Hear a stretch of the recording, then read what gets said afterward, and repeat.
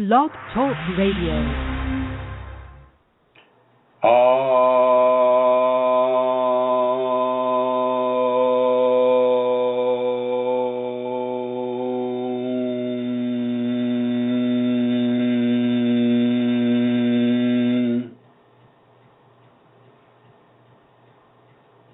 When you find yourself falling into darkness, realize that darkness is not evil, the lack of light is not bad, it's just different from what you're used to experiencing.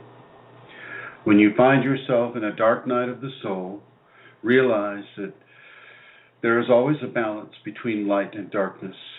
And because we live in the daytime so much of our lives, sometimes, for a certain amount of time within the Kundalini context, we must experience the darkness where the sacred feminine nurtures the seed.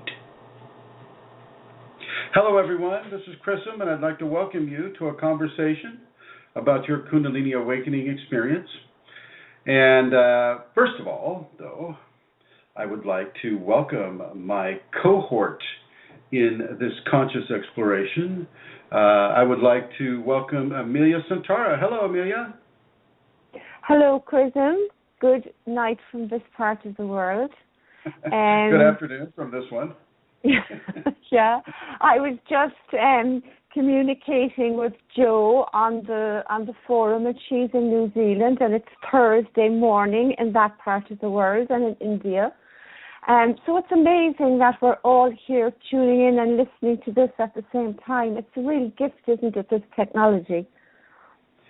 Yeah, blessings to the technology for sure. And is Jo able to join us right now? I'm not sure. She's certainly trying, but I know we have people listening in other areas, in that part of the world as well. I have a question for you from her for later. Okay, all right. Well, in this conversation, I would like to discuss with everyone, and if we can go ahead and get rid of that echo there, I would like to discuss with everybody the halo or the corona that surrounds the person's head, as Amelia was demonstrating by posting a picture on the Kundalini Awakening !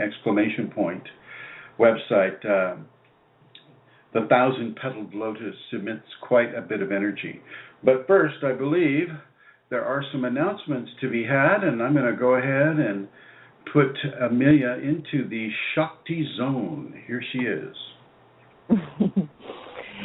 Well, from the Shakti zone, I would like to just welcome everybody again, and we have a lot of people listening in the chat room. So please, if the sound quality goes down or anything like that happens, please type in and let us know. So welcome everybody there. I'll begin as usual by telling you where you can go if you wish to make a donation to support the work that is done on Kundalini Awakening Systems. And as you know, this is part of where the Kundalini teachings are given. This is one platform, and there are many, many others which Chrism will give you the locations of later on Facebook and various places. So if you are able to support this work, and if you want to do so, I'll give you the address. It's www.ascension-kundalini.blogspot.com, and in the upper right hand corner you will find that donate button, which is really very easy to use once you begin the process. And as I always say, there's no pressure on anybody to donate. It is just if you wish to and if you are in a position to do so. And MJ is asking, is there sound? Now that's scary. Yeah. Can anybody else write into the chat group if you're hearing this? Okay. So. Yes, there is, Fashti. Thank you, Fashti. Fashti, I'd like to have a conversation with you after the program, if that works for you. Okay, all right. DRB, all right. Thank you for those announcements, Amelia. Okay, I would like to into the Shiva zone. Shiva being blue and Shakti being red. We get these little red and blue buttons here at Blog Talk Radio. Blog Talk Radio is typically, I would say 65% of the time, a very, very good modality to use for broadcasting to large groups of people. However, it does have its bugs, and so if my voice is distorting, or if something is not going well with the broadcast, please call in and let us know, and we will fix it ASAP. This conversation, once again, well, let me. If you would like more of this information, go to the Facebook groups, which are Kundalini Awakening ! And another group which is Kundalini Awakening Systems 2. There are other various groups, the Kundalini Radiance community, which is also there, but that's more about setting up an intentional community where Kundalini people could live side by side with each other and really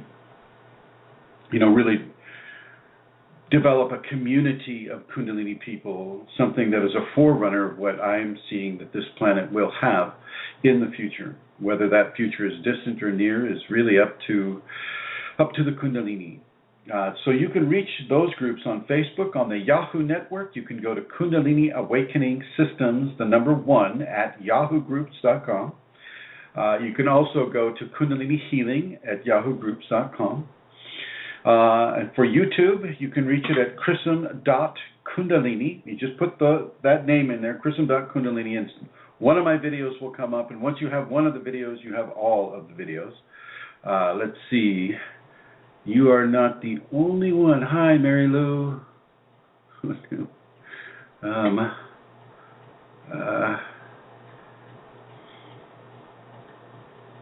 I'm not quite sure what's going on with that question there. It's more of a statement than a question. Okay. I hope everybody's able to hear this clearly. Looks like there's some activity on the chat list, and I'll ask Amelia Centaura if she can go over there for a moment. Yes. So in this conversation, I would like to talk with you about the halo and the effect that the halo has on the sensory body, as well as some of the anatomical, shall we say, the energetically anatomical dynamics of the halo. If you do develop any kind of a question, you can call in. The call-in number is 347-934-0026. That's 347-934-0026. After a spinal sweep, and actually in some of the activation experiences that are a prelude to the spinal sweep, one may feel a level of activation around the third eye area or the sixth chakra. There can be an internal bump that appears to be expressing itself outward from between the eyes up about 1.5 inches onto the forehead. And this is a typical area. Now, it's not exactly in the same place for everybody. You have to remember that everybody has a different shape of skull. Everybody has a unique manifestation of physical bodies and anatomy, in this lifetime. And so it won't be exactly the same place for everybody. But once you start feeling this expression from the inside of the skull pushing outward, you'll know where yours is. Okay, that is a very, very clear understanding of where your particular sixth chakra or third eye is pushing outward. You will not be able to feel this tactilely with your hand or your finger. It's not like you're growing a horn, but it sometimes has that feeling. I remember when it was happening to me, I would constantly put my finger there going, what the heck is this? What am I getting, a mole here? What's going on here? And of course, as the Kundalini educated me later on, and it basically let me know what was going on with that. I hope everybody can hear me well. Oh, good. Thank you, guest number 15365. Thank you very much. Okay, so as the sixth chakra becomes stimulated, and you feel that pressure from the inside out along your forehead, you may also begin to feel distinct pressures that almost feel electrical in nature. But I do say pressure because it will feel like you're wearing a helmet. It will feel as if there's a bowl over your head, and this is the ancients would call this the golden helmet. The golden helmet. And you'll see that this will basically follow the hairline around the body, around the skull. It'll go around your ears, it'll go down to your neck and follow the hairline all the way around your neck. You'll feel it around the whole body. And of course, the Kundalini is stimulating mine right now, so I have a very clear I can define this quite clearly as it is happening for me right now. This golden helmet is a forerunner of the halo. It is actually maybe the nascent halo as the person is continuously developing into their Kundalini equation. And this nascent halo will begin to infiltrate or to spread into the seventh chakra from the hairline inward, and a person may begin to feel a lot of movement on the top of the head, as if somebody is, if you had little elves dancing on the top of your head. And gosh, I can't believe I just said the word elf or elves, but it's really not an elf, and it isn't any kind of an entity. It is really the stimulation of the 1,000-petaled lotus, as the Sanskrit people would call it, but it's also the stimulation of the crown, as I like to term it. And the stimulation of the crown as it becomes more and more stimulated, i.e. you begin to have more and more sensation specific to the top of the head and the surrounding areas of hair follicles. The 1,000-petaled lotus is indeed being activated. And as it is activated, energy is running through it in a way that is far more pronounced than it would be without a Kundalini activation. And this will eventually help lead one into a spinal sweep, which is the Kundalini coming from the bottom of the spine, the last three vertebrae in the tailbone, and sweeping massively, powerfully upward, fusing all the chakras together for that moment, for that momentary time, and exiting out the crown, exiting out the 1,000-petaled lotus, almost like a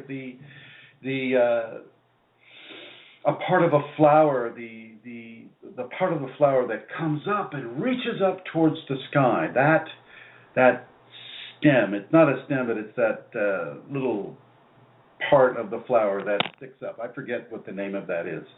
But yes, it is like that. And as the flower opens, all the petals will open as well. And not all flowers have the petals open at the same time. Matter of fact, I have flowers in my garden right now who have petals that eventually open. But you will get this blooming sensation with the spinal sweep. And as that occurs, a whole level of energetic expression is being pumped into the crown, or the 1,000 petals there. All of the hair follicles will begin to respond. You'll feel tactile sensations of electric insects running all over your head, or electric serpents zipping and zapping all over the crown. And this will go on for a time. This is not a one-time event, typically. This will go on quite a bit of the time, and it is very, very profound for the person. But after this occurs, the halo really begins to collect and to emit levels of grace, levels of divine grace, because with the spinal sweep, one has a merging with the divine. One has a merging with the sacred source that is in many ways unspeakable. There is no word in any language of the human tongue that can really appropriately describe what is going on. It really, I find it very difficult to talk about some of these areas because there is no verbal description. But as the spinal sweep occurs and one begins to merge into the divine, one becomes at one with everything. Every little grain of sand, every little dust particle, leaf, plant, animal, insect, and some creations that the humanity has yet to discover that are active on this world at this time. And so as this occurs, this level of divinity, not only are you merging into it is merging into you, and it begins a transformation of the physical, mental, emotional, psychological, and spiritual bodies of the human being.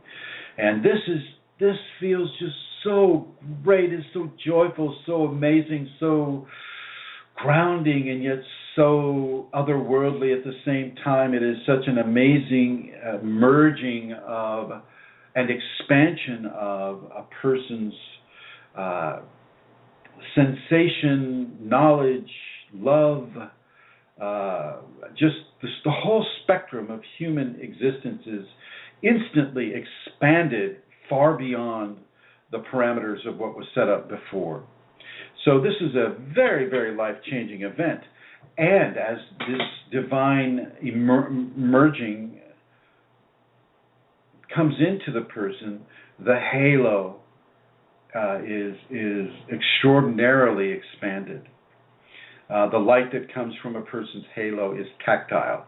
So think about it, tactile light. When you stick your hand in the sunshine and you feel that sun upon you, you're feeling the light. You're feeling, components of light that scientists like to call radiation or, things of that level. Plus you're getting a heat response. Well, it's a little different with the halo of an individual with awakened Kundalini. The halo is tactile. You can feel it with your hand. It feels like a cloud of electricity that is surrounding the person's head, and yet it isn't electricity, but it has some sensations that are similar to electricity.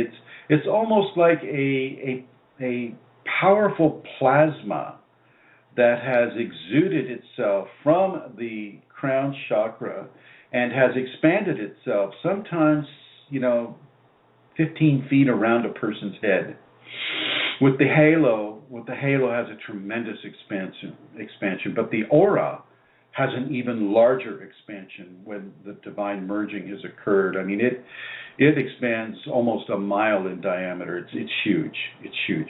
But with the halo is a form of condensed, energetic, divine expression that is pretty much limited to the crown chakra. The crown chakra becomes that flame of the divine that a person is experiencing. And if for those of you that are visiting from Facebook, Amelia posted a picture of a head with the chakras tied in these tiny little knots that you'll see in many of these South Asian nations that are depicting Buddha. They'll depict Buddha with these each hair kind of formulated into a little knot on the top of the crown, and then as you get closer to the fontanelle, you will find that crown begins to move upward, almost as if the person is wearing a spike at the top of their head or an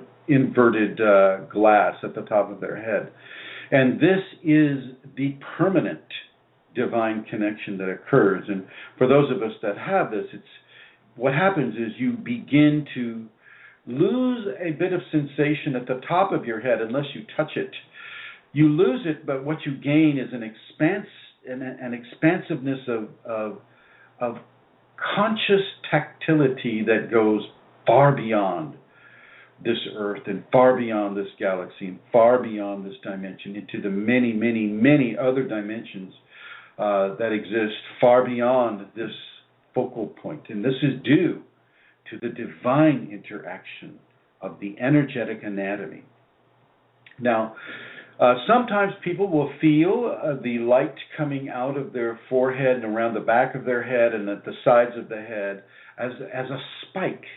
You'll put your hands around your head, about, say, maybe a foot away from your head, and you'll feel these little spikes of light. And if you want to see a physical picture of this, just one need only look at the Statue of Liberty in New York, off of New York in the harbor there, and you'll see that she's wearing a kind of a headband that is comprised of spikes, and this is an indication, once again, in our material world, this is an indication of a halo or a corona around an awakened person. I believe it is Columbia holding the torch of justice, but don't quote me on that. Don't quote me on that. I know it was a gift to the United States from France, I believe, for World War I. But anyway, as you place your hands around, you may feel these spikes, and these spikes are, it's a real deal. You're not imagining it. It is a real aspect of the energetic anatomy of the crown and of the halo, and these spikes will begin to converge upon themselves, forming many, many, many more spikes, and beginning to expand itself upon the crown of the person, so much so that the spikes just become individual rays of light, and you'll have trillions of them coming off of the top of the awakened person's head. And as that fontanelle extends itself into the cosmos, or the many, many cosmos, that spike that a person seems to have, it's not really a spike, it's more like I'm looking at a glass right now that if I turned it upside down, it would be a pretty good rendition of this. But like a champagne glass, maybe. If you take the stem off of a champagne glass and then invert it and put it right on top of your fontanelle, that is a very, very apt description of what this aspect of the energetic anatomy of the crown chakra, awakened with Kundalini, begins to represent. And this, once again, is a strong and high level of connection to the many, many different dimensions, the many cosmos of what we are able to interact with. And so, if you have any questions about this aspect of the Kunalini, please call in 347-934-0026. I will go ahead and continue.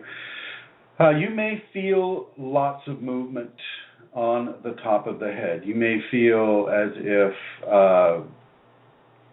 the top of your head is really out of your control, and surely it is, certainly at this time. But your sensory experience is also going to expand with this. You may begin to interact with divinity in a much more visual, tactile way. You may see a personage that represents your belief system, whether it's Buddha or Allah or Christianity or Zoroastrianism or shamanics. I mean, whatever your belief system is, the Kundalini will adapt to that for your lower self, for your unihipili, as the Huna people call it, as we discussed in another program, or your lower self, your ego self. Because the Kundalini,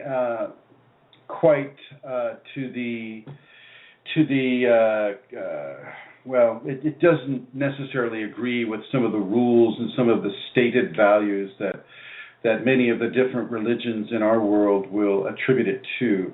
It doesn't necessarily want you to obliterate or destroy the lower self. It merely wants you to retrain it, because it understands that you're living in a world where the lower self is running rampant.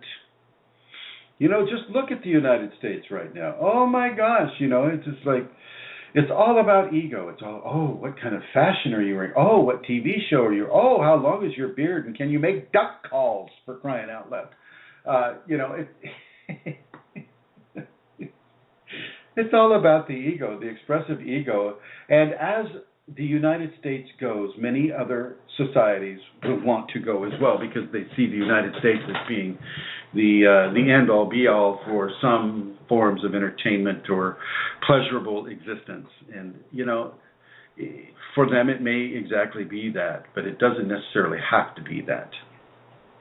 Kundalini would just as soon retrain the ego rather than kill it or destroy it or obliterate it. And once that ego has been retrained, well, it becomes a very, very integral part of the Trinity equation that a Kundalini awakening has. Actually, it's 3.5, because the two that are one and the one that is two, they still contain that level of distinct separation.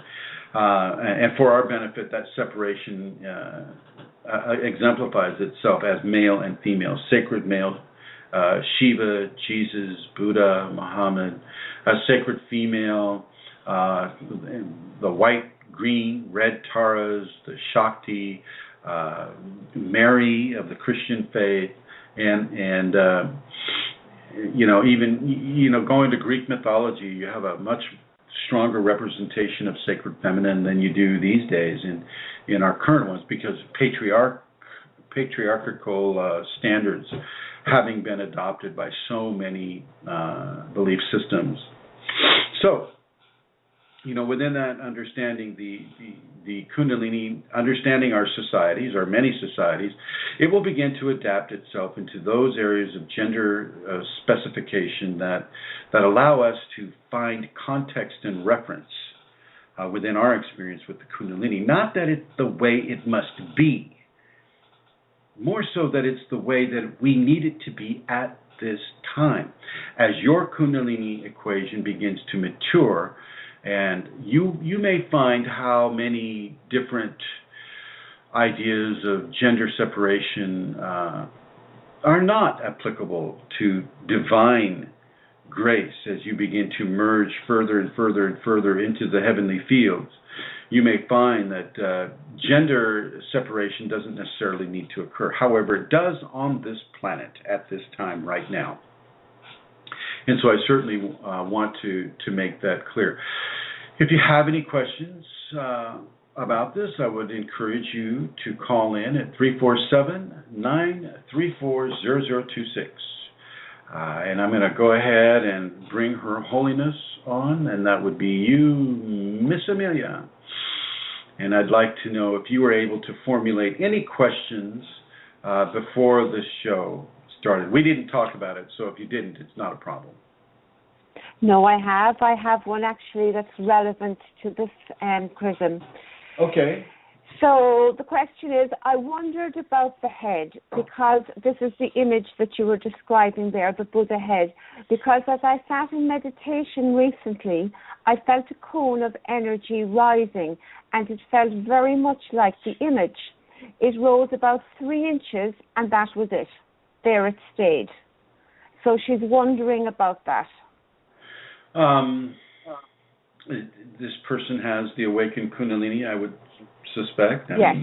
This is actually Joe. This is Joe. Joe. Okay. Joe. Hello, yeah. Joe. Yes, Joe. Absolutely. Yeah, and it'll actually, it'll raise even further than 3 inches. It is that cone. It is a cone where the wide point of the cone is on top of the head, and as it narrows, it goes further and further up. I'm just getting this picture of a cartoon of a kid wearing a dunce's hat. Well, isn't it interesting that one of the most recognized areas of enlightenment is somebody that is wearing a form of a dunce's cap. I wonder if that's just some reverse programming going on there by the different societies, certainly societies in the West. But yeah, as that cone begins to rise, it will expand, and it will continue to rise until you cannot feel the point of it. Typically, you won't feel the point, because the point actually doesn't occur. A major expansion occurs, and that expansion is that cone is the touchstone of merging between the divine and the physical mundane. And so, yes, Joe, absolutely, I would not be surprised at all that you are feeling these artifacts on top of your crown, and you'll feel it more and more and more. Eventually, all of the petals on the human head will form a connection this way. It's extremely important that you don't, for those who are awakened, it's very important that you don't use hair products that are damaging to the hair follicle or to the skin. For those of you that are dyeing your hair, and of course I'm speaking to all the men out there who are dying to be blonde, I would suggest that you do not use any hair products. You don't use any hair. If you don't understand what is on the ingredients list of the hair product that you're putting on your crown chakra, don't put it on. Don't put it on. And Laura Soaring, it is alive. It is live listening, Laura, just to answer your question there. I saw that.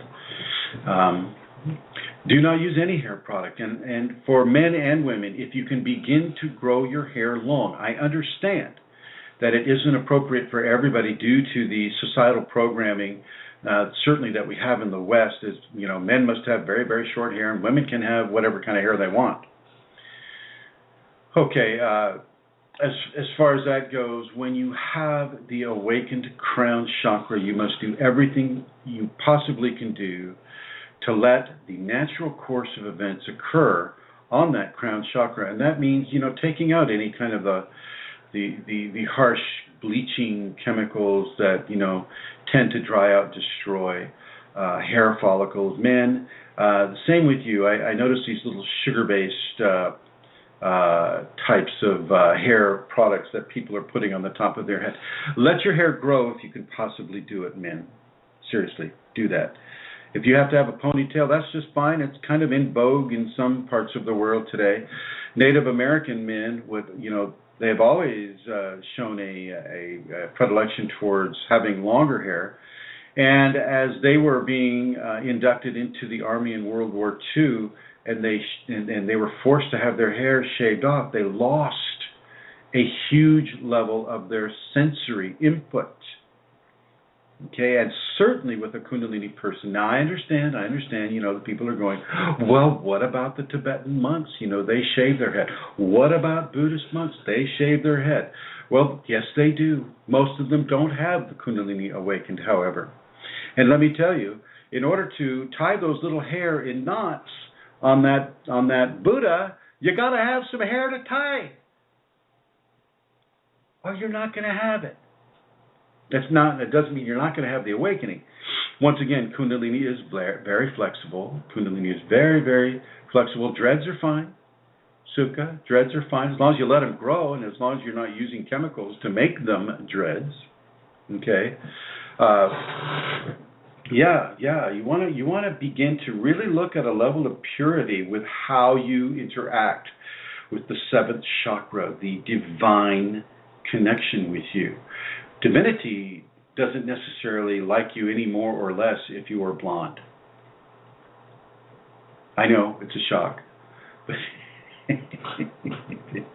it doesn't really care whether you have that perm or whether you have that blonde hair or any of the colors that people like to play around with. If you are serious about your Kundalini, if you are nurturing towards your Kundalini, if you would like to do everything you can do to bring a greater level of manifestation, transformation, awareness, and understanding of your Kundalini to all parts of your body, all parts of your mental mind, all parts of your heart, your emotional body, all parts of these areas, then you must begin to adopt a pure form of understanding what it is you do with that crown chakra. Try to take it out of the realm of ego-based vanity. I'll say that again. Try to take it out of the realm of ego-based vanity. I'm working with one student right now, and she was putting all kinds of product in her hair, to make her hair this way or that way. But once the Kundalini came, and we started working together, well, she very much so was able to adjust the way she washed her hair and clean, the rinse, I guess after you wash your hair, people with long hair, they put a cream rinse on it to make it, I think, easier to brush. Just try to make everything organic, and try to understand what it is you're putting on your hair, and listen to your Kundalini. Listen to your Kunalini tell you, and typically, not all the time, but typically, when a person reaches a level of understanding about their hair with the Kundalini will say, keep the hair products off. Now, there are some hair products that work quite well. Coconut oil, organic coconut oil, is not bad for the hair, it is not bad for the scalp, and it is not bad for the crown chakra. Okay? So there are alternatives. You just have to, henna. I don't know, Elizabeth. I never talked to my Kundalini about henna or using vegetable dyes. As long as they're organic and as long as they're not in any way harmful to the hair color. But you want to look at why are you using it in the first place? What is it a person would be hanging on to here? What attachment does a person have with a dye that is going into the hair? And why does that person have an attachment? What is wrong with the hair the way it comes out naturally? What is wrong with that? Okay. And so, we need to look at what is happening to how we interact with society. Look at the programming. My gosh, the hair product industry is humongous. It's $1 billion industry. And it goes through Western Europe, it goes into Asia, it goes into the United States, Brazil, Canada. I mean, the majority of this world, the women are looking at hair products to put on their crown chakra. Have a look at that. And once again, take the dye. If you can, take any of the dyes out of the menu for your scalp cleansing, and look at the level of vanity that you have with the attachment to the hair follicle and the hair color and the quality of the hair that you have. And another aspect of this halo crown chakra is the nutrition. What are you eating? What are you eating that is having a detrimental effect upon your crown? What are you not eating that may also be having a detrimental effect upon your crown chakra or your halo? Now, the halo will adjust itself in size. Other people can come up and feel it. They can feel the halo. They can feel it in their palm chakras, the palm of their hand. They can feel it with the fingertip chakras. It's a very, very tactile thing, and one of the ways, for people that are not Kundalini active or aware, you have them rub their hands a little bit just to clear any kind of energy away, but it also enlightens the energy of the hand chakra. And then just have them with an open palm slowly come towards your head, and to the degree that they can feel it, they will feel it. They will feel it. It is not. It's not being hidden by anyone or by any force.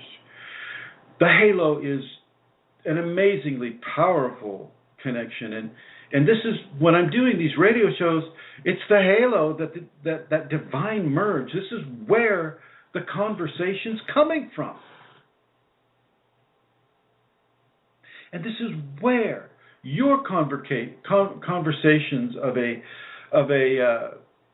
spiritual nature, of a prayerful nature, of a meditational nature, of a direct conversation with divine nature will emanate from. And don't think that all the other chakras are just being ignored. You have to understand that when that spinal sweep occurs, and partially even before that spinal sweep occurs, all the chakras connect to the crown chakras. It's like all roads lead to Rome, okay, and all religions lead to Kundalini. Well, all chakras lead to the crown chakra. They all have representation on the top of your head, which should really, give you even more of an impetus to really take care of the top of your head. You don't need to be wearing hats all the time.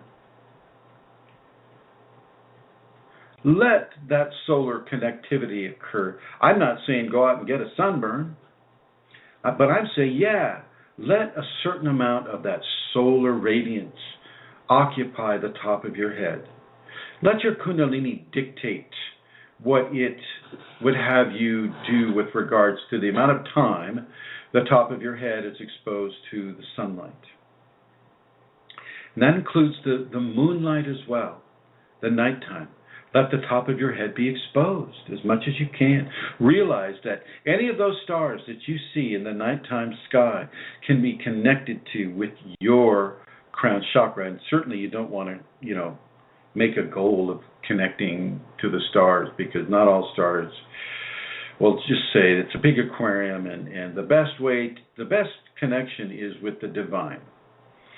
You let your inner divine do what it needs to do, and you kind of keep your ego desires and wants out of the matrix with that.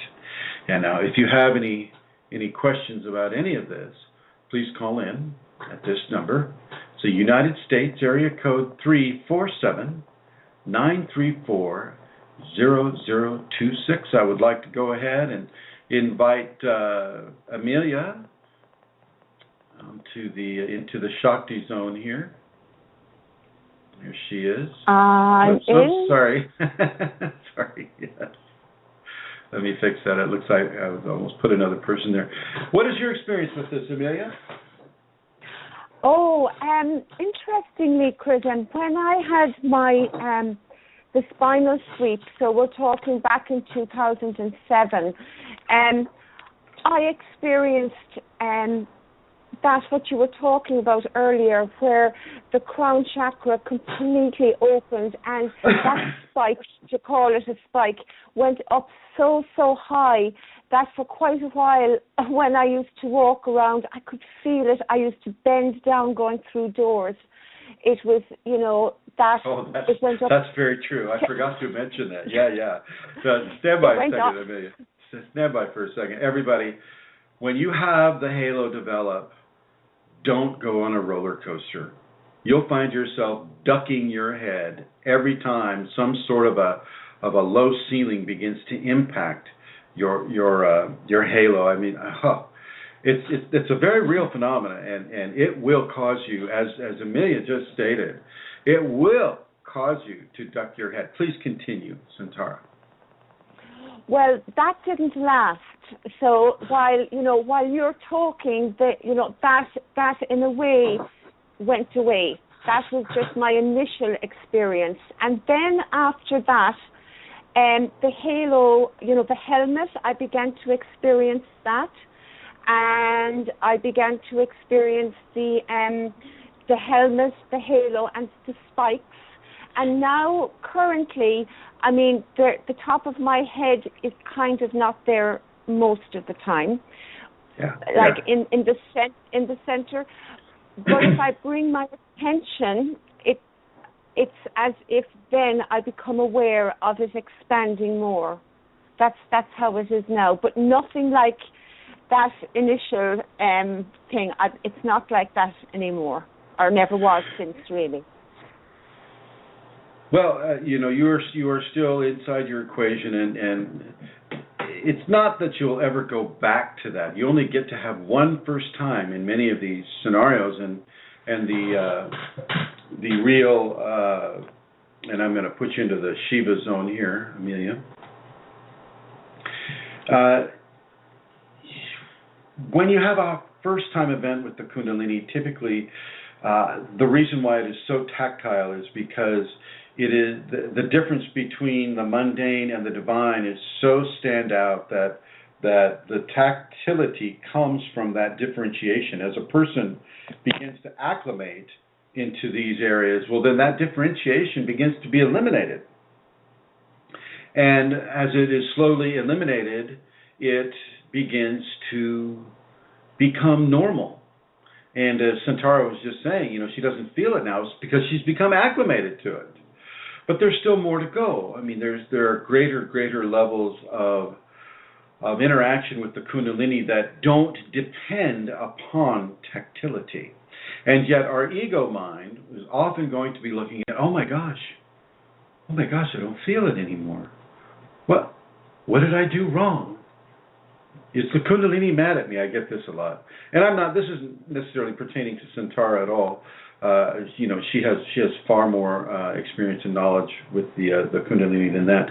But for the newer person, that would be a legitimate question. Am I doing something not right that is diminishing the tactility of the Kundalini upon my crown or upon my halo? And no, it is not a non-moving event. It is constantly evolving. All of your chakras, all of your bodily systems, the 17 trillion cells that make up you are also being transformed. It is never holding still. It is constantly moving. And this goes with your crown chakra, and this goes with the cone of the crown at the top of the head. That is constantly evolving. As you become more and more acclimated in the other areas of your Kundalini awakening experience, well, you will also be expanding in the crown chakra as well, and going further and further, and your light is becoming brighter and brighter and brighter. And this brightness will attract, shall we say, luminous insects.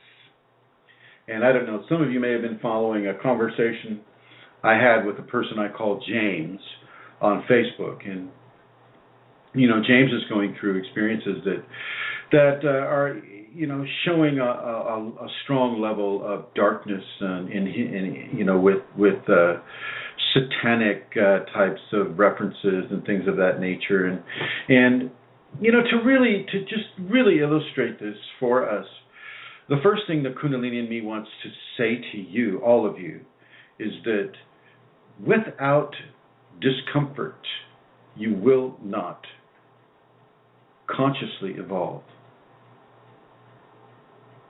Pain is the greatest teacher for spiritual evolution that the human being has access to. And in this way, the Kundalini will begin to access levels of trauma within you, and levels of trauma that are outside of you, that are exemplified through groups and individuals of a societal nature that begin to promote and to program our earthly experience into people that are living in the land of lamentation. As Magdalene had come to her the other day, the land of lamentation. Magdalene de Deus is another of my students, and she is having very, very strong and direct experiences of Kundalini divine coming into her. And this land of lamentation is so appropriate, because without that lamentation, we would all just kind of sit back on the couch, watch TV until we died, with very, very little spiritual evolution occurring. Well, the Kundalini will bring you in touch with these dark areas of yourself, but also the dark areas of the society that you live in. It doesn't mean that, I guess for a certain amount of time, yes, you'll be focused on these dark areas. For myself, I was focused on them for, in my opinion, quite some time, and I had to be able to move through them, and I moved through them by choosing to consciously help other people, to give my energies into the assistance of, in my case, with the Kundalini, and with other aspects that I was able to give into society appropriate with my skills and my talents. And this is what will happen to many different people. Your darkness will not be my darkness. My darkness will not be Santara's darkness. Santara's darkness will not be Magdalene's darkness. Magdalene's darkness won't be Vashti's darkness. Not that Vashti has any level of darkness whatsoever. He is doing well. And I will have that conversation with you, Vashti, after this broadcast. Now, I'm going to bring Santara back on. Here you are, Santara. Please continue with your description of your experience. Well, to go back maybe to what you said about hair products as well. So I have stopped using hair products and cutting my hair eventually, and the ego and all of that. And so my hair is now grey.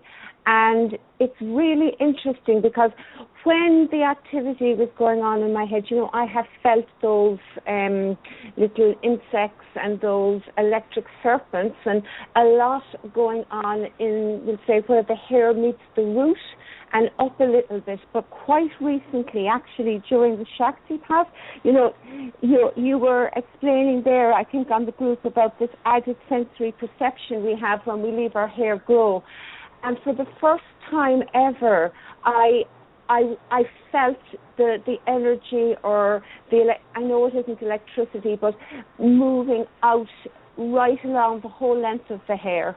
And that was actually, I had never experienced that before. So it affirmed for me, I suppose, as well, what you had been telling us. It was quite profound and quite amazing. And a lot of men, it's still there. A lot of men will go, well, hey, dude, I'm like losing my hair. It's like, how does that factor into the equation? The dehydrotestosterone is just wreaking havoc on my hair. Well, all I have to ask you is, what is it you're scraping off your face every day? Oh. The body compensates.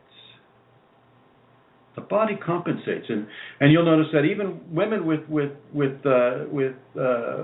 hair that is thinning, they're still not growing it on their face, and that's okay. But let the Kunalini come into that woman's hair who is thinning and see what happens to her hair then. Let her eat products such as choline bitartrate and lecithin, and these are some products these vitamins I would certainly suggest people who are concerned about their hair. Choline bitartrate, lecithin, L-cysteine amino acid, these types of nutrients greatly increase the hair. Baker's yeast is another product. And there are many, many natural products, as Elizabeth was mentioning, the vegetable dyes, and you can get those, I think, that are in an organic state. But once again, we're looking at, why are we not happy with who we are as we are within the divine merging? Yeah. And let me ask you about that, Centaur, if you don't mind. What is the difference now as opposed to the difference that, say, you were, 2 years ago when you were using the hair product? Well, on different levels. On the level of my actual hair itself, it's getting thicker. It feels fabulous. I mean, John loves it. it's to actually, but seriously, to actually touch now, it's really, really nice. It had become very unconditioned and not great, even though I was using all the products. I mean, the difference in the quality of my hair is amazing. In terms of my ego and the fact that I'm grey, and that was a big, that took a little bit of time for me. I was reluctant to let go of the blonde because of all the, I suppose, conditioning we have from society about what grey represents.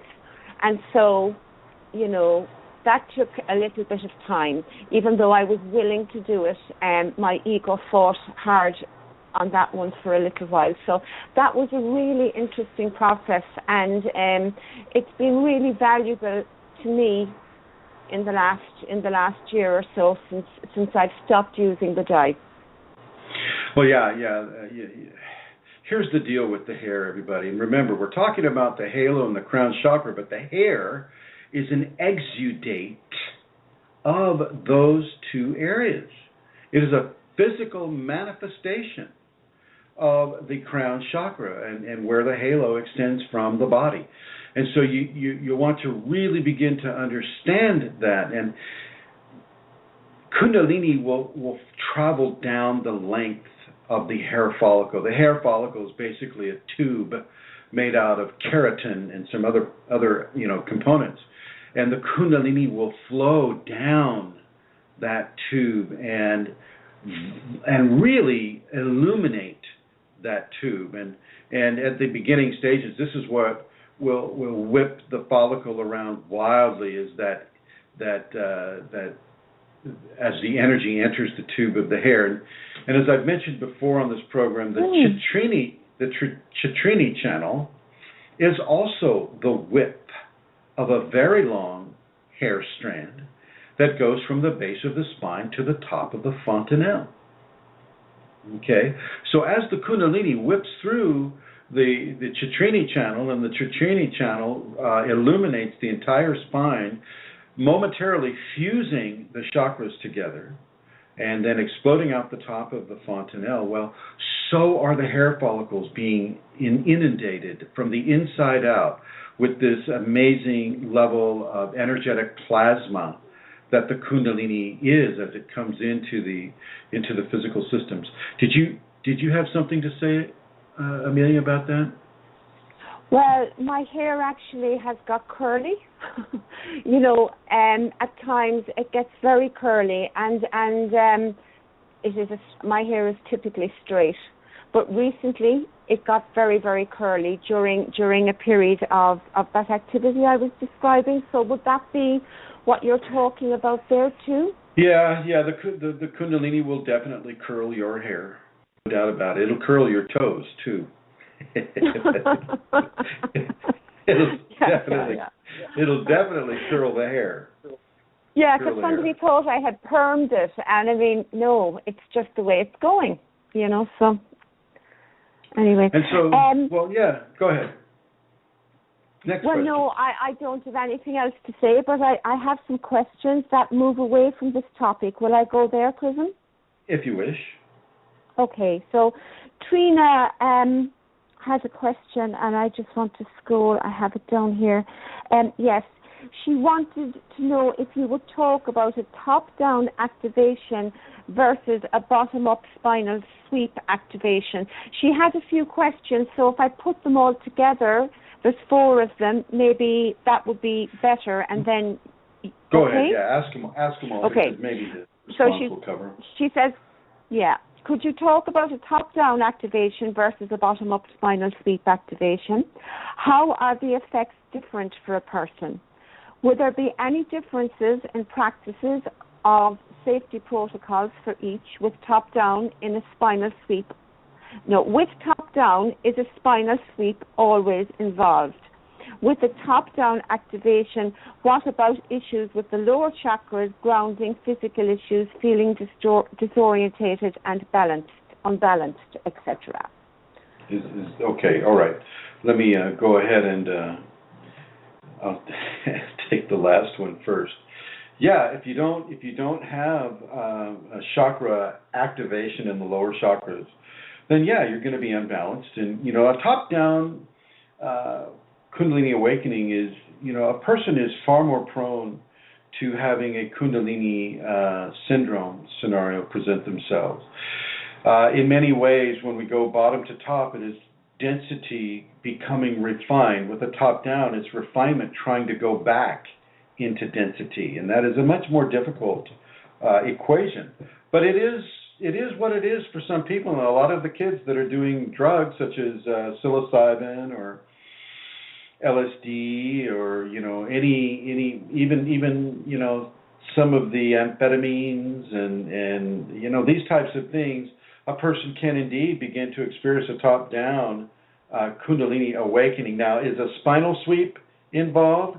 No, actually, sort of. The apana is the Sanskrit term for down-flowing energy or energy of release. This is what allows the body to defecate. It's what allows the body to release toxins from the system. So, a downward flow from an apanic energetic source will lend itself into the Kundalini awakening experience, and the Kundalini can co-opt that apana, the apanic downward releasing flow, and basically the person, will have kind of a reverse spinal sweep to some degree, although the fusing of the chakras won't occur. They'll be kind of spacey. They'll be spacey a lot of the time. They'll be prone to fear. They'll be prone to entity possessions. they'll still have they may have a very, very beatific experience at first, certainly. Anytime we come in contact with the truth of our divine nature, it's typically a very beautiful experience. But eventually, purifications and detoxification will need to occur, and this is where some of the really, really difficult levels can be experienced with regards to the top-down manifestation. Now, there are different awakening equations. Some people they'll have a heart activation. Some people will start at the base of the spine. Some people will go heart to throat, throat to second to sixth to first, and the third, maybe they're having a lot of invalidation in their lives, and the third will be last, and it can get very, very, very confusing for a person, certainly within the top-down matrix. And if a person is having a top-down matrix because of their lifestyle or because of the drugs they've done or because of an accident, or maybe it's just a karmic experience for them to have, then it is best to just go straight to the base of the spine. You go straight to the base of the spine, and typically that top-down manifestation will meet at the heart. And this will blossom into a heart activation. This is like that big check mark that I mentioned in other shows. The big check mark, the heart always begins the Kundalini, whether it's top down or bottom up. The heart always begins it like that check mark.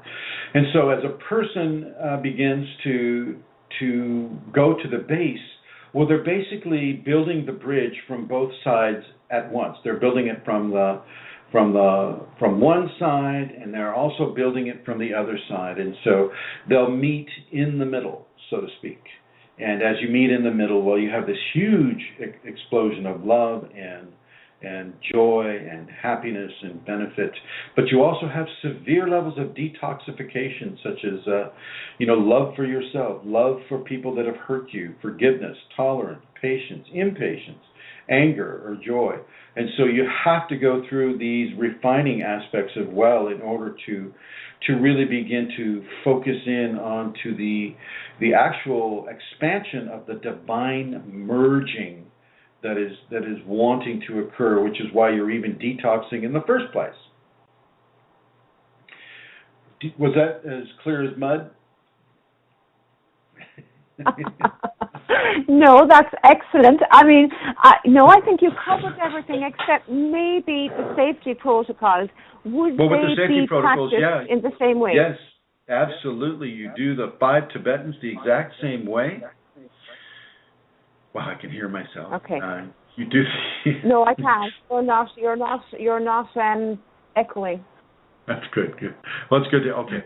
So, you do the safeties the exact same way. Your levels of forgiveness are increased. Your tolerances are increased. Your impatience is decreased. Your levels of openness about yourself and who you are and how you are. Your third chakra is balanced. You're not so into yourself and you're not so not into yourself. You're balanced. The middle path has been achieved in every chakra.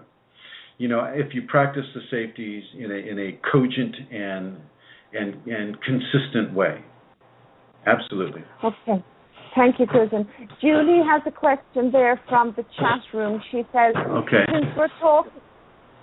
Since we're talking about spinal sweeps, can you elaborate on a spinal sweep that stopped at the 6th chakra? Well, yeah. People have levels of work that they need to do in their lives. A lot of karma occurs to a person that's going to be coming into the Kundalini. It's very much like that Chinese curse. May you meet all your karma in one life, right? And so a Kundalini person, even as a child, is undergoing karmic detoxification or karmic balancing. And as the Kundalini spinal sweep comes up to that person, when the time is right, it comes up. And if it's, a lot of the times it'll stop at the 5th chakra. The fact that this person's chakra, 6th chakra was stopped at is actually quite a bonus. So it stops at the fifth, and that means that the first 5 chakras really need to be detoxed first, before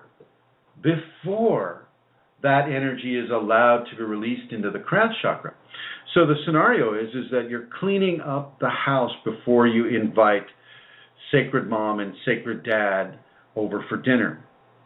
Okay, you're cleaning up the first, second, third, fourth, fifth, and in this case, the 6th chakra first, before there's an organ in the base of the 5th chakra that's called the hammer in some of the Asian contexts, and this hammer it basically filters energies that are not appropriate at that time to come into the crown chakra. Crown chakra is a very, very sensitive place. The divine will take care and take great level of interest in the quality of energies that are coming into the crown chakra. And so as that spinal sweep occurs, I don't care if it stops at the 3rd, 4th, 5th, 6th chakra, those areas need to be detoxed first before the Kundalini will allow it to continue another spinal sweep coming out the fontanelle. Issues of how you create your life, how you see yourself in the context of the Kundalini, how you see yourself in context of society, and most importantly, how you see yourself in the context of you, and where you're going, and what you're doing, and how you're doing what you're doing, and the attitudes you have behind how you're doing what you're doing. There's a lot of work that most people need to have done. I know it took me years and years and years, to do this type of thing, and so, it's not always a short path. And for those who take the short path, well, then they're often going to have the top-down experience, which is far more difficult. More people are in the psych ward because they had a top-down than those who have had a bottom-to-top. And with a person having it stop at the 6th chakra, well, it can really give them a boost of confidence, because it shows that the Kundalini is well aware of what is going on in their system. It is stopping it right before it explodes into the divine merge. Once again, as I've said in other shows, in the divine merge, you don't get to have fear. You don't get to have fear as a building block of the cathedral within you that you are. Of the what's that word? The word that's coming is the Ark of the Covenant that you are. You are that covenant, and you are that Ark. Okay? You are that grace embodiment upon this planet, but you need to do some detoxing first. Shows far more that is going right for that individual than is going wrong. As I said before, most of the time, depending on your religious system, if you're not going to have a full spinal sweep, it'll stop at the throat chakra. I think a lot of the Taoists and the Qigong people, they operate from a 5 chakra system that they correlate with the 5 fingers and 5 toes and the different mudras and the different technologies that they've produced around that system.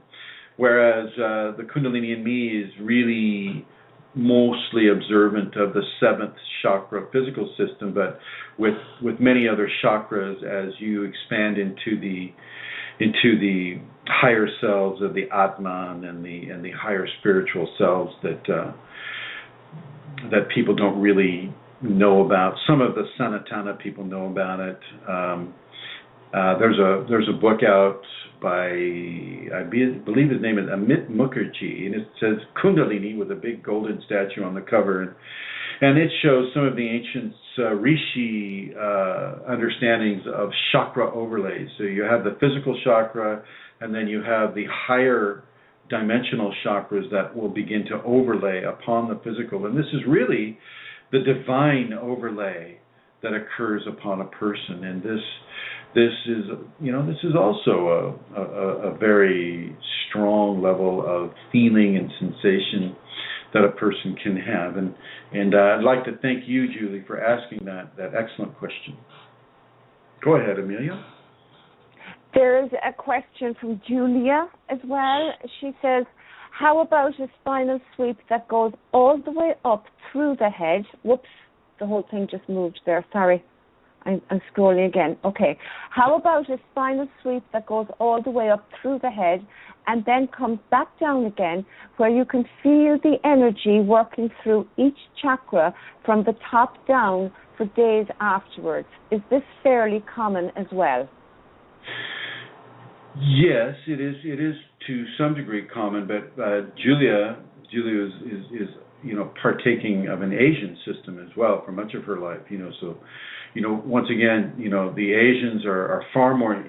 They like to use things that are called they're orbits, macrocosmic orbit and a microcosmic orbit, and her mentors may have translated part of her awakening process into the belief system that uses a macro and a microcosmic orbit. This is absolutely legitimate. It's it isn't necessary that you have to have micro or macrocosmic orbits. And I know I get a lot of heat for this because everybody wants it to be the same way, cookie cutter Kundalini, right? But it's not. It's different for each person. And some people, they have the microcosmic orbit. And let me give you the big secrets here, just because we're trying to be as clear as possible. A macrocosmic orbit is a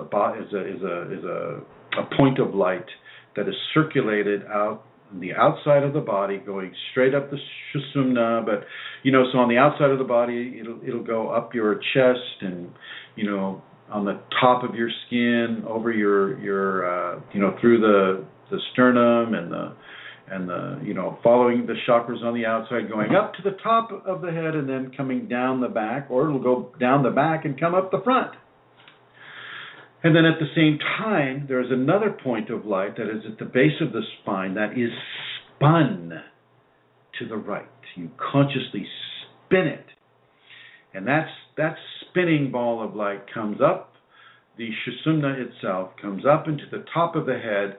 It hits the rear cranium and then the forward cranium, and then it deflects itself back down to the base of the spine, doing this over and over and over. And so the two orbits, are to be done at the same time for those who are able to visualize that type of an occurrence. Now, for Julia's question, it is absolutely normal, and she is feeling the Kunalini follow that orbit. And that orbit is just as substantial, and it can be karmically directed as well. Vis-a-vis probably her attraction to some of the Asian platforms at all. With a karmic influence from those previous experiences within the Asian platforms, and also with a resonance of the current platform that she was experiencing when the spinal sweep occurred. And I think Julia, if you can answer my question, didn't you just recently have a spinal sweep? Is this something that just happened recently?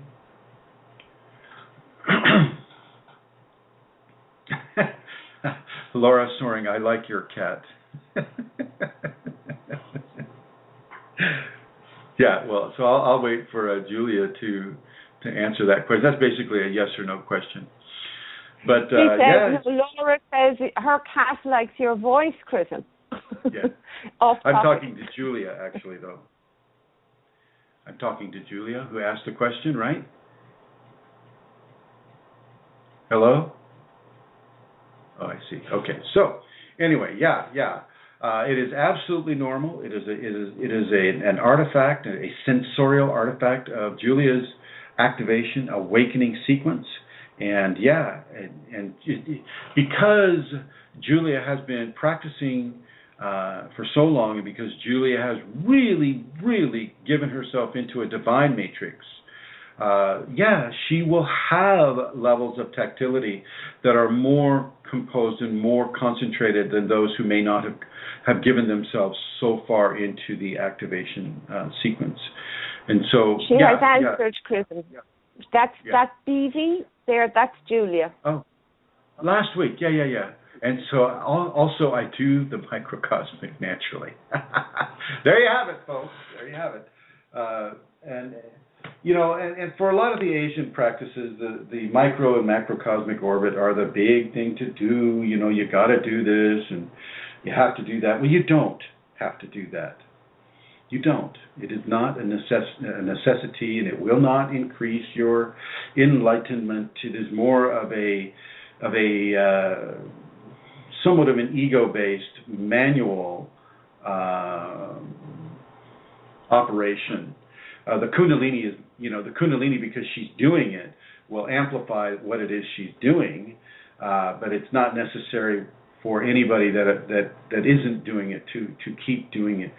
The one thing that is necessary is that you recognize the Kundalini and you surrender yourself into that process, and it will manifest whatever kind of sensorial experience that you need to have for your equation at that time. And don't think that just because it's happening one way during a certain period of time that it isn't able to change. Of course, it is able to change.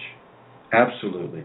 And even as Amelia herself has just stated, she's, since she stopped putting the hair product in her crown chakra, and she stopped, cutting the hair, she is indeed experiencing more of a sensorial practice, and so, or a sensorial experience. And so you're most welcome, Julia, absolutely, most welcome.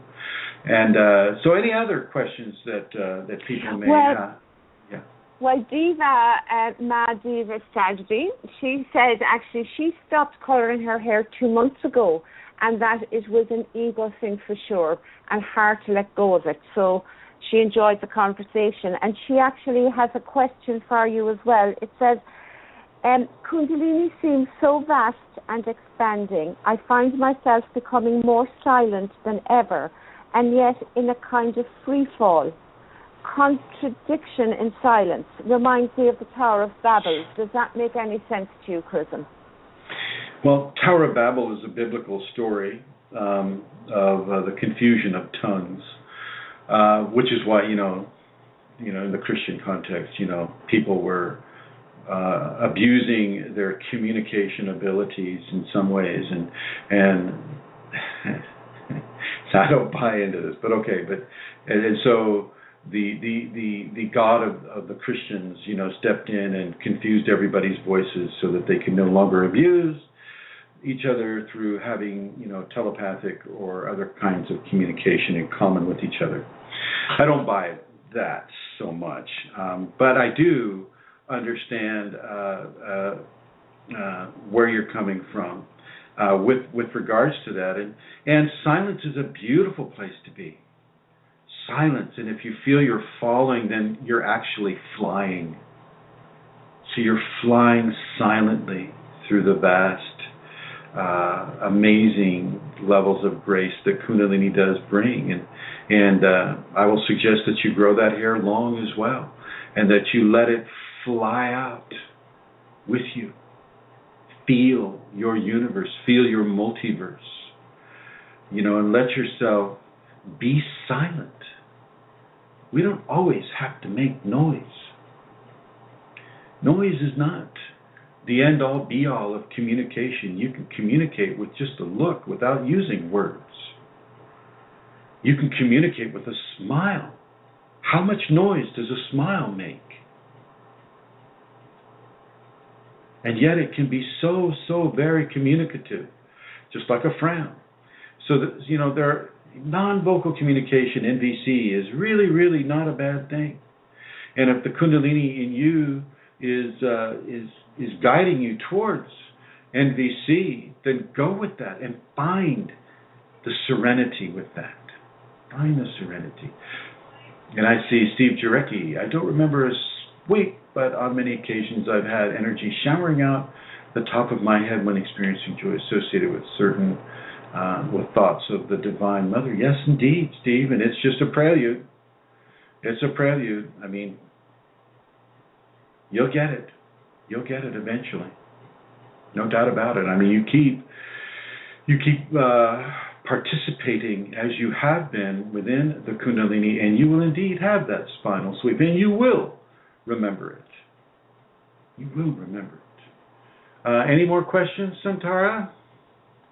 Yes, there's one here from Trina, another one. It says, what's the deal with Ethereum or Ethereum gold monatomic white gold minerals? To take them or not to take them, and why? Okay, very good. Thank you, Trina. Those are excellent questions. Yeah, let's talk about monatomics, shall we? High spin rates. Unless you buy the 100% gold yourself and you cook it yourself, and you apply that blonde, slightly blonde-colored monatomic material into a 500 milligram veggie cap.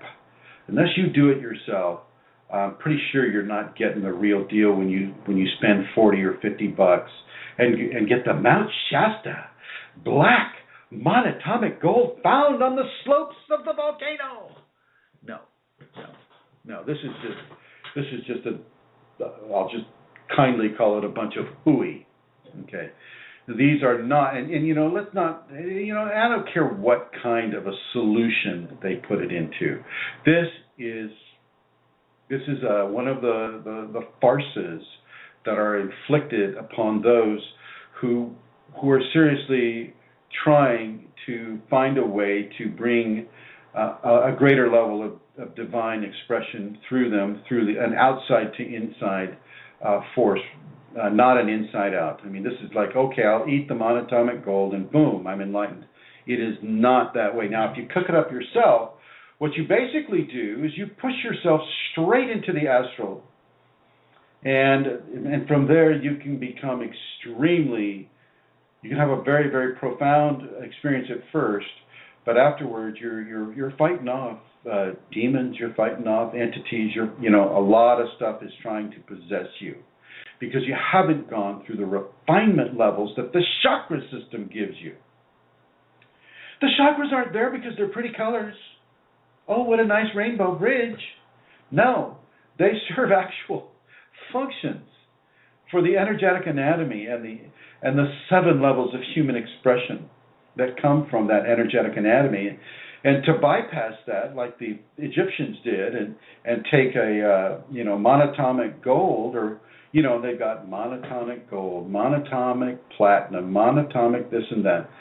I would say save your money and those people, those they're pulling a fast one over people, because people can they can put a trace amount of gold into a solution and call that high spin monatomic, but it's not. It's not. And so if anybody takes them to court on it and says, well, they promised to have high-spin monatomics of black gold from the slopes of Mount Shasta, and the judge is just going to look at them like they're nuts, because science doesn't recognize it. So until you cook it up yourself, and the recipe's out there on the web. It's it's not hard to do. You can do it in your trailer. Just make sure that you get a good evacuation system. And it's going to cost you at least, $1,000 to $1,500 to get pure gold, which is chemically pure gold. It's not, it's the purest gold that you can get. And you can cook that up, but, I don't recommend it. I'd suggest you just do the safeties practice and work it through the chakra system like the divine gave us to work through. And I'm not going to, I'm not pinpointing you, Trina. I looked into these myself. I even have the recipe. I know how to cook it up. But I don't want to. I don't want to cook it up. I don't need to cook it up, and neither do you. But you do need to do the work. You do need to do the detoxification. You do need to do the safeties. You do need to do the 5 Tibetans. And as Fauci just so appropriately said, there are no shortcuts to enlightenment. The chakra system, the human system, is in place already. You don't need 12-strand DNA. You don't know anything but 2 and the 1 that produces. You don't need any of this. That's more hooey, by the way. That's a lot of hooey right there. What's his name? That chiropractor out of L.A. He wrote a good book. He's a good-looking guy, so lots of people believe him. But hey, they deserve what they get. In my opinion, if this is how they're going to judge a spiritual leader for themselves. No, you don't need to have any of that. You have it already in your body, along your spine. I don't care if you do the 5 or the 7 chakra system. I don't care. You have it in you. It is nascent within you right now. You can do it. You can start today. Okay?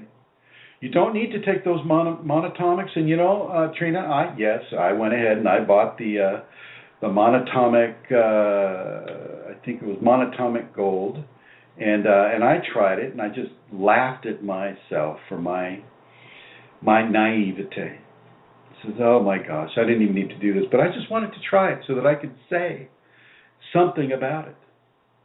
You don't need monatomics, and as like Vashti said, there are no shortcuts to enlightenment. Even so, what we are talking about here, we're just bringing this stuff out into the open. We're bringing sacred understanding, sacred.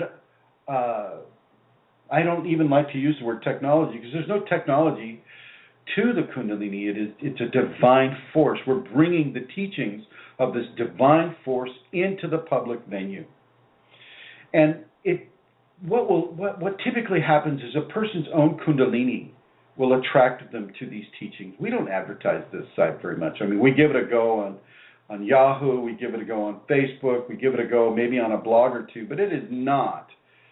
The Kundalini itself brings people to this information. It is not something that is monetarily represented so much. Now, with the seminars, of course, we try to bring that to a greater level of public understanding and recognition. But the BlogTalk, the BlogTalk is very, very precious stuff because that cone on top of my head is bringing through this information. And if your cat likes it, then you can bet it's good for you.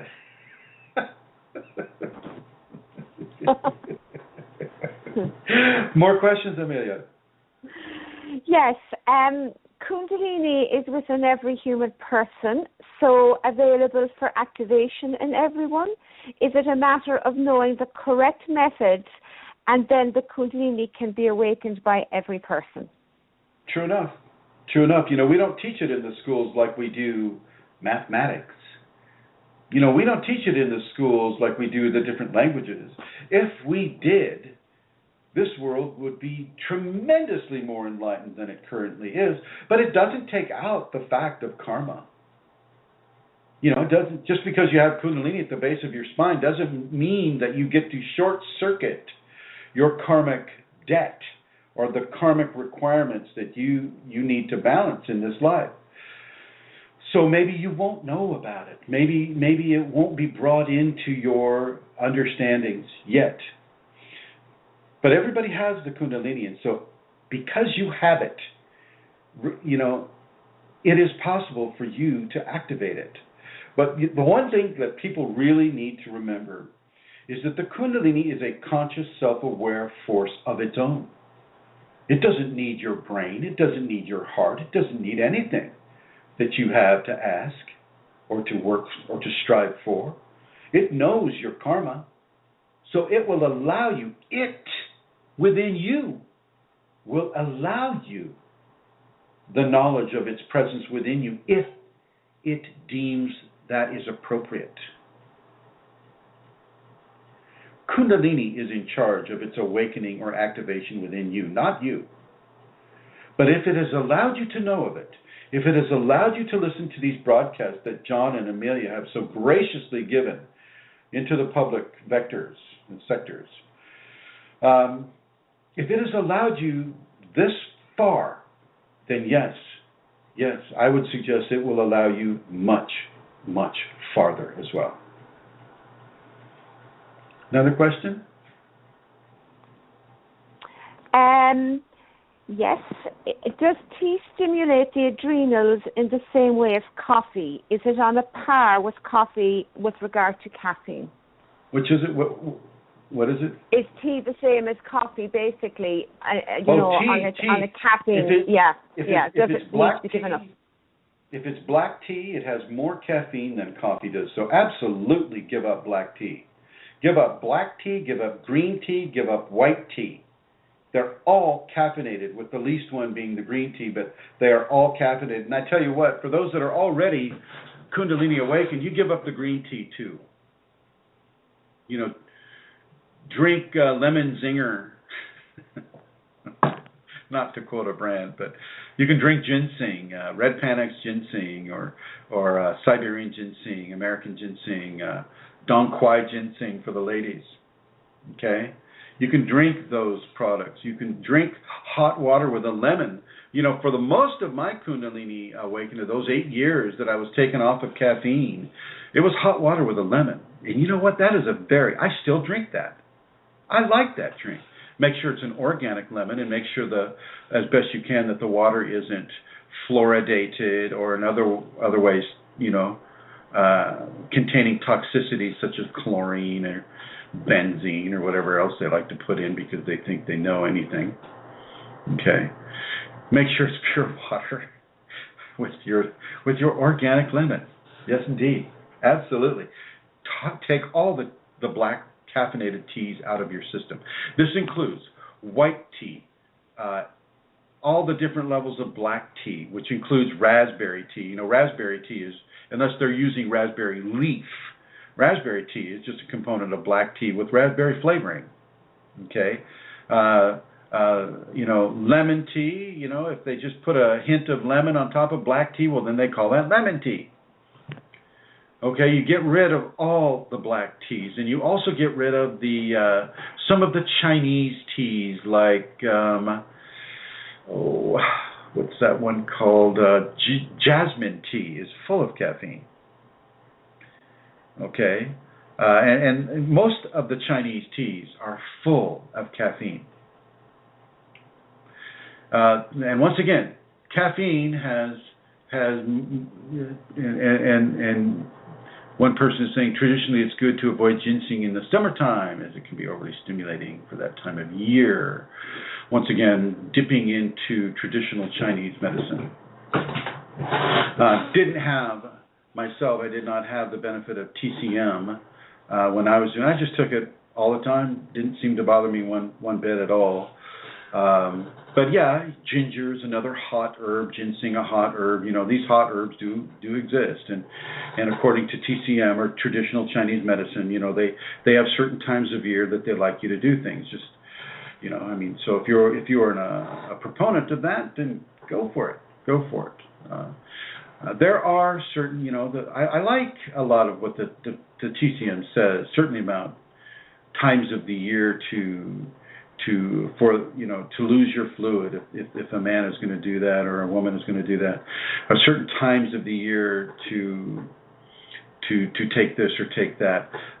As long as the Kundalini in myself is okay with it, then I think it's fine. But there are also some areas of TCM that are inappropriate for Kundalini people because, once again, by far the greatest percentage of TCM people are not Kundalini awakened, nor are they aware of it. Yeah. So yeah. Anyway, as far as the teas go, the black teas are out. The jasmine tea, which I understand is blessedly tasty, is out. The oolong tea is out. These types of teas are, good. Try to stay away from any and all caffeine sources, even if it's in dark chocolate or white chocolate. Or look at your medicines. Often they'll use 200 milligrams of caffeine in a cough syrup just to give an extra boost to that cough syrup. And so once again, you stay away from that cough syrup if you can at all do so. So yeah, there we have it for that, Amelia. Thank you. Thank you. Thank you, Chrism. So what does enlightenment as a fact mean? Enlightenment is and I just wrote this, and I'll go ahead and just read what I wrote here. Funny, I should be asked this here. Within a Kundalini context, enlightenment means being lighted from the inside out with the light of the awakened divine Kundalini. This gives the person paranormal levels of wisdom, love, understanding, health, strength, integrity, trust, and many other attributes such as different psitthic skills. At the same time, it connects one into a level of divine merging. To describe this merging is unspeakable, as there are no words that aptly or appropriately describes this. Okay? Mushrooms. Steve's asking about chaga mushroom tea. Hey, as long as it doesn't have caffeine in it, Steve, you go for it. You have mushroom tea. Yikes. I'm intrigued. For those of you that like mushrooms. Yeah.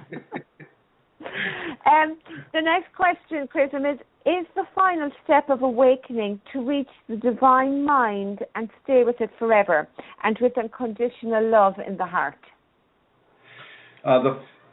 There is no final step in awakening as you have a human body. There is no final step. You're never finished. There's no finished moment. It's a continuing process, continuing. And you don't really get a choice about divine mind. This is not something that the ego goes, well, today I think I'm going to have divine mind. Since he made me give up my oolong tea, then I'm going to go for this divine mind. And you don't really get to have that. And I know that the questioner is not stating it in that context. And in all seriousness, it isn't you having the divine mind. The divine mind is having you. That's how it works. And if the divine mind has you, then of course it is communicating with you through your crown chakra, and that crown chakra is directly connected to your heart chakra, and that heart chakra is going to be full of divine love from the divine merging that the person is experiencing. Okay, you just need to take it out of the personality controlling what is going on. It's not the personality that gets to control this. It is the divine that will control this. You don't get to reach into the divine mind so much as the divine mind is reaching into you. And it will. It doesn't want to stay away from you. It doesn't not want to reach into you. Of course it does. That's why we're here. That's why we're evolving. That's why we're even having the Kundalini and the chakra system, the whole bit. Divine mind wants to reach into you. And it will. Yes, ma'am. Yes. And what? I have no further, just listening to you speak there. Yeah. There are no further questions here from me, Chrism. So, if anybody... Sounds like a courtroom. No further questions, Your Honor. Does anybody in the chat room have a question they'd like to type in? Or the number is 347-934-0026. I have no further questions. Would the defense like to make My their lord, case? I think I'm supposed to say if I was in an English court. My lord. That would mean I'd have to wear a wig, and that would be another hair product, wouldn't it? Indeed, I'd be called a wig.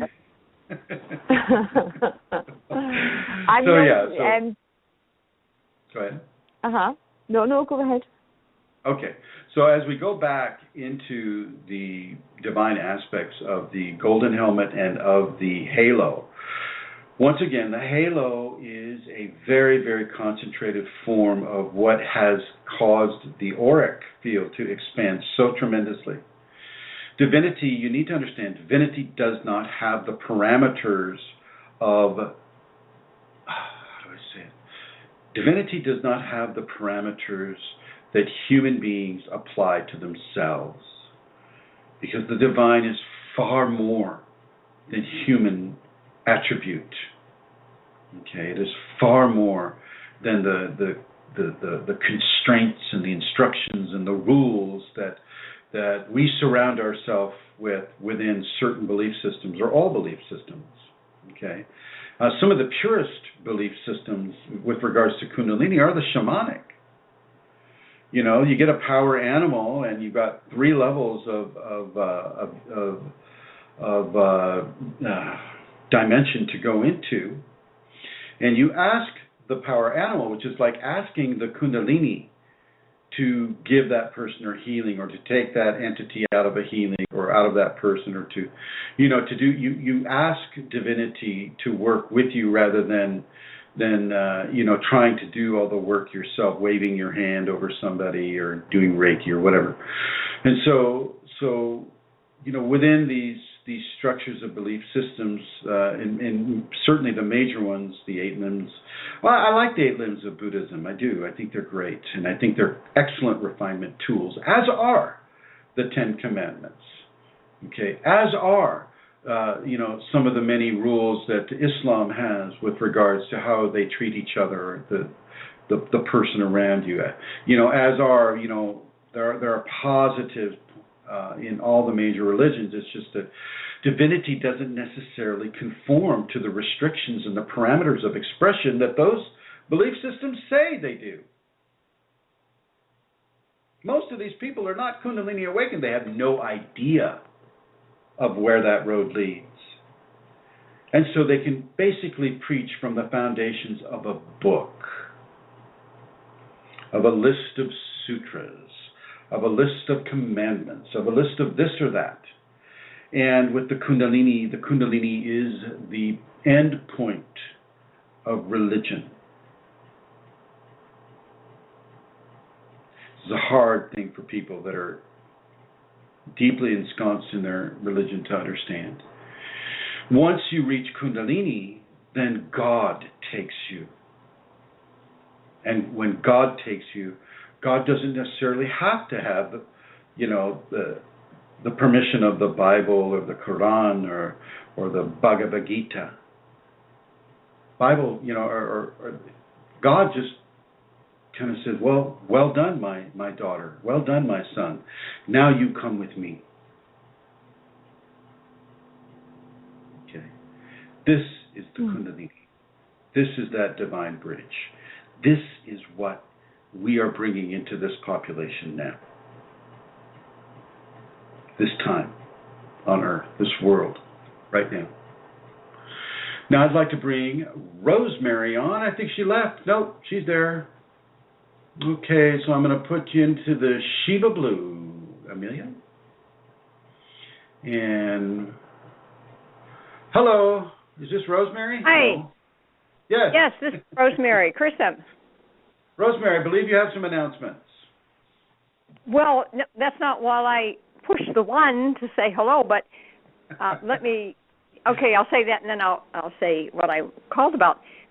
Yes, we do have announcements. We have, by request of the community in Minneapolis, St. Paul, another seminar, which is scheduled for February 21st and 22nd. And we'll have more information as that gets put together. But also, Chrism is coming here. For those of you in the area, he is coming December 1st through the 8th, and we'll be doing talks throughout the cities as he has done earlier a few weeks ago. And it will be Kundalini and the holiday season, living the holiday season. So we're looking forward to that. But, Chrism, why I was calling is what you were saying about religion. It was so clear and just a simple way, and now it makes sense to me in that it is religion in its heart is created by our Creator, in wanting to establish a relationship with us, but it's the translation of it and the writing are mostly done by unenlightened people, unrefined, unenlightened, and so that's what we have. Yes.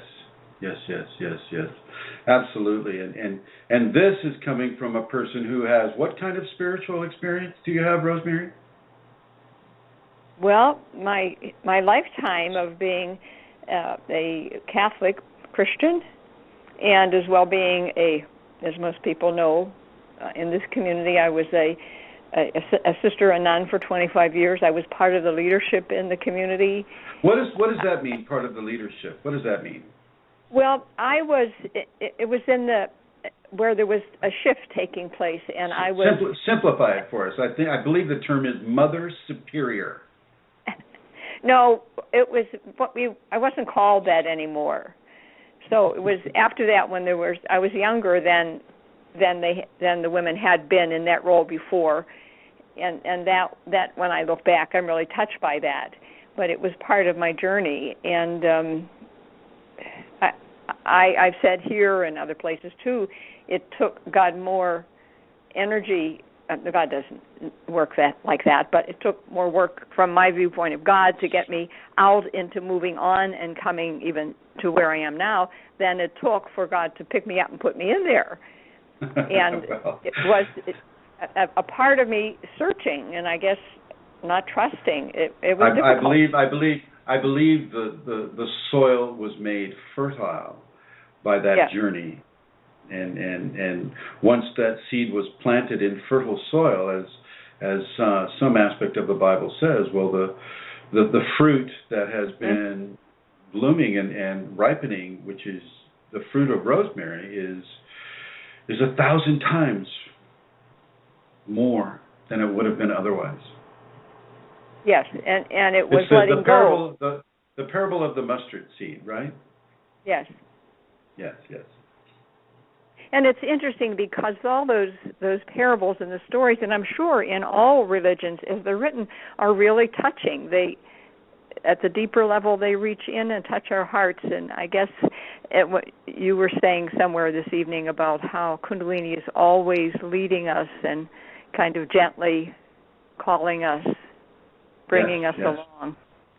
Yes, it precisely. And it's, as I fly out to the Twin Cities and I give these talks, well, what do you think is bringing people in there? I mean, we'll do some advertising, but there's like 1 million people that live in the Twin Cities, right, or something like that. Oh, yeah, quite a few. Yeah, and so I'm sorry, I don't know that. Kundalini will reach out into those populations and pull those who it wants to hear these talks. It will pull those to this information.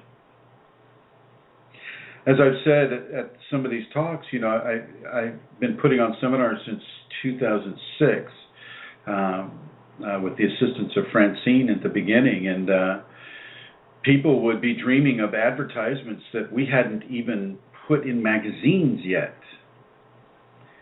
The Kundalini will begin to call people to this information, and it's just a real blessing to be able to come out to Minnesota and the Twin Cities there, meet people like Julia, meet people like you and Mark and all the other really, really grace-based people that I've met, Trina, Andrew, Stephen, really, really great people, Janice and Gail and all the people that came to the seminar, wonderful, wonderful, beautiful people, Mary and John.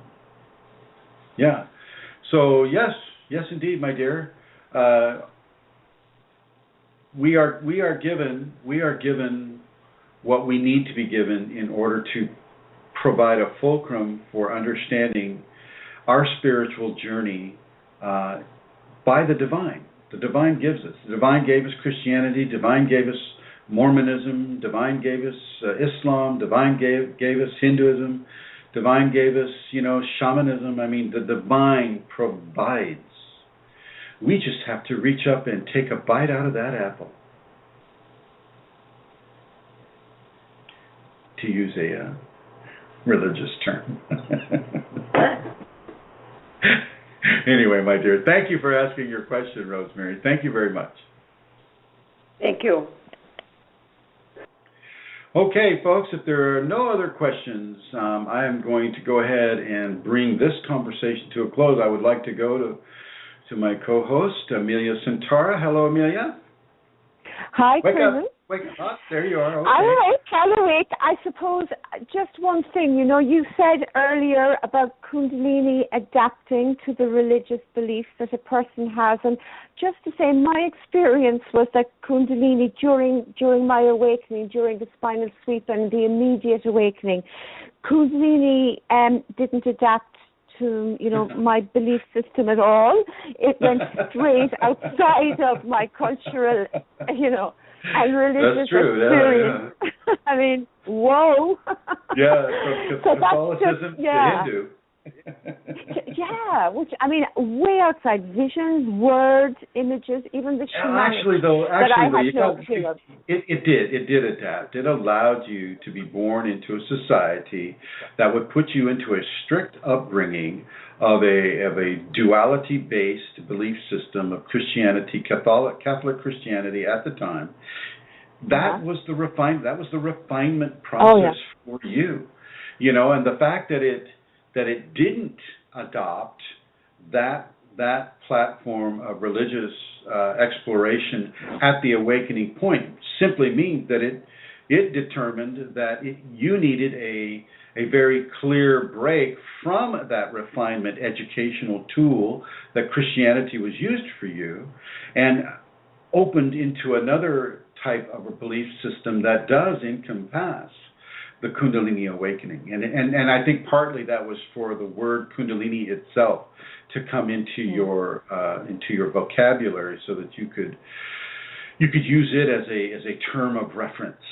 And you could actually apply it as terms of reference to the Holy Ghost, or you could begin to build your own bridges between Hinduism and the Christianity that you were raised with. Yes, and to actually let go of a lot of the beliefs and dogmas, and to understand, the expansion of the divine beyond those that I had been aware of up until that point, It was an incredible experience when I look back on it. And I am in no way Hindu now, just to say, but that was the experience that I was. It was amazing. Well, actually, you are Hindu. You're Hindu. Well, you're I am. Christian. You're Islam, you're Buddhist, you're shamanic. I agree. Yeah, this is true. And that is Go ahead. No, that is true. That is exactly what Kundalini is. Kundalini is in every one of those religions and in none. Yes, absolutely. So congratulations, and I would like to say thank you for everybody who are listening to us live here. The Celestial Rubies, Biavi, Elizabeth, EDG, as I like to call her, Fashi, guests 13, 13, 13, 24, 14, 64, 17, 37, 23, 78, 53, 65, Laura Soaring, MJ Henderson, Madhava Sadvi, Steve Jarecki, Suka, and Mary Lou, who knew? I love that name. So thank you all for listening. And I'd like to say a little prayer for those who are listening in their sleep.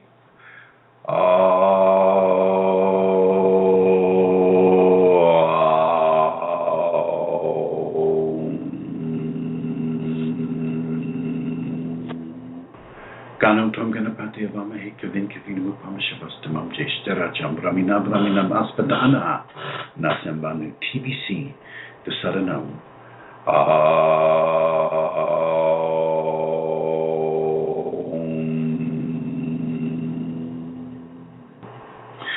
Okay, and we have 6 minutes left.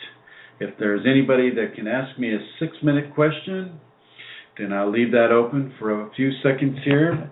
And I would like to thank everybody who participated in the chat room, especially Fashji, Julia, and the Laura Soaring, and the different guests, 2206, and Steve Jarecki, and Dee Selesky, and